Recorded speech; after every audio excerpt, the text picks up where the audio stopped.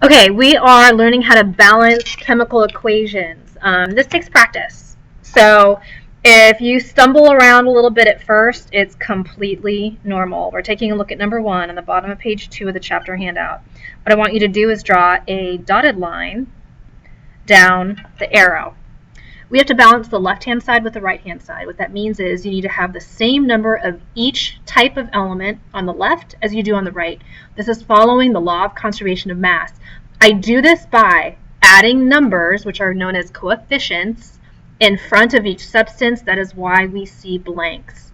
Now, you can start wherever you want. There is no formal rule that says you have to start somewhere, okay? Here I have 2 hydrogen and I have 2 hydrogen on the right. I have 1 oxygen here and I have 2 oxygen here.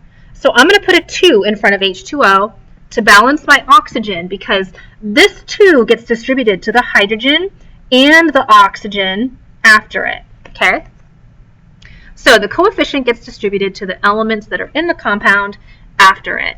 Now, my oxygen is balanced, but my hydrogen just changed. So 2 times 2 is 4 hydrogen. So that means I need to put a 2 here to multiply with this subscript 2 to give me 4 hydrogen. Now, my oxygen are balanced, so I have an option. Leave the last one blank or put a 1. It doesn't matter. They're both correct. If your if your coefficients are divisible by the same number, then you need to simplify them, okay? Okay, let's go on to the next one, number 2. You have HCl plus O2, and you're making H2O and Cl2. Put a dotted line down the arrow to remind you you're balancing the left-hand side with the right-hand side.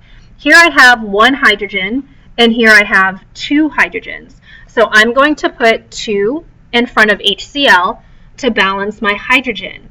When I do that, I am now distributing this 2 to the hydrogen and the chlorine, okay? I already have 2 chlorine over here, so I'm okay. I have 2 oxygen here and I have 1 oxygen here. You want to put a 2 here to balance the oxygen. When you do that, however, it changes my hydrogen. 2 times 2 is 4 hydrogen, so we're going to erase this, and we're going to put a 4 here. So now I have 4 hydrogen on either side, but that also changed my chlorine. Now I have 4 chlorine, so you need to put a 2 here, because 2 times 2 is 4 chlorine. Now, everything's balanced. I can put a 1 in front of the O2 because remember, this 2 gets distributed to the hydrogen and the oxygen. So I have 2 oxygen here and I have 2 oxygen here. It's 4, 1, 2, 2. The next one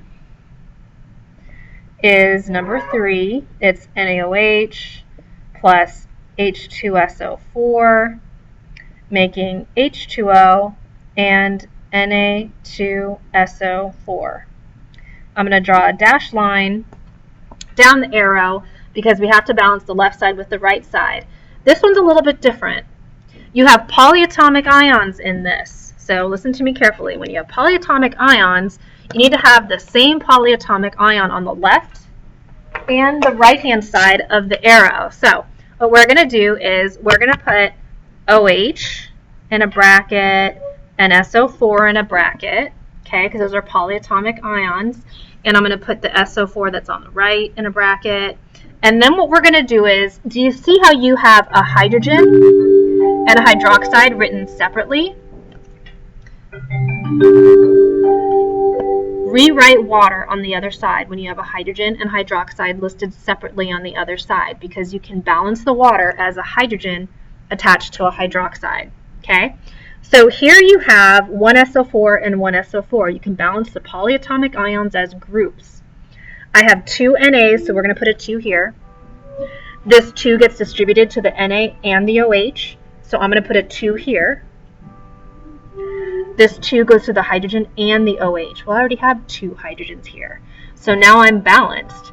I'm totally done. It's 2, 1, 2, 1.